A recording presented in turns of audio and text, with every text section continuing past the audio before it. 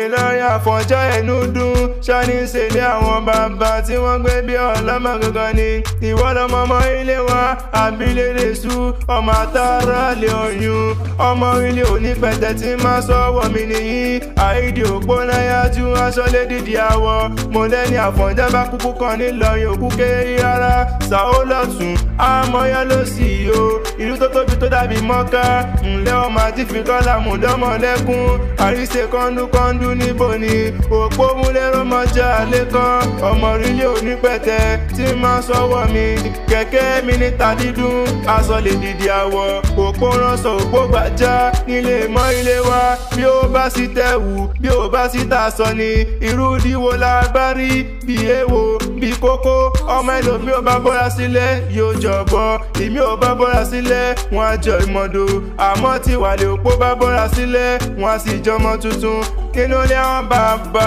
rẹ ni. Àìdí òpó láyà púpọ̀ aṣọ lè dìdì àwọ̀ òpó kan bí tí wọ́n ń bẹ́ lálẹ́dẹ̀ ọ̀yún òpó ajagun náà jásẹ̀ òpó kàtàkárà ọ̀yọ́ nílé àbídẹ́sù káwọ́ ẹni tó lọ́ba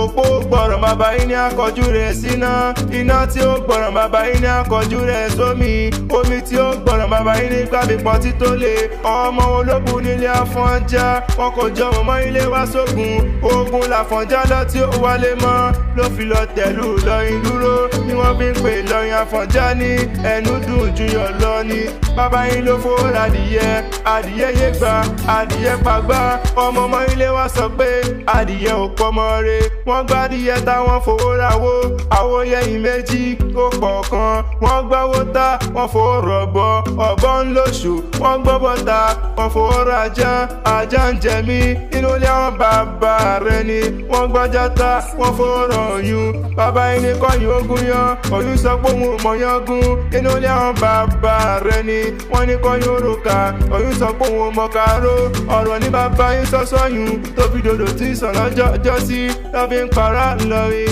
èrò Ìlọrin ọmọdé Ìlọrin àgbà Ìlọrin tẹ́ bá ti dọ́yún ẹ̀bù mú tẹ́ bá ti dọ́yún ẹ̀bù ẹ̀ torí ẹrù bàbá yín lódòdó ẹrù bàbá yín lódòdó tí ń sàn lọ́jọ́ sí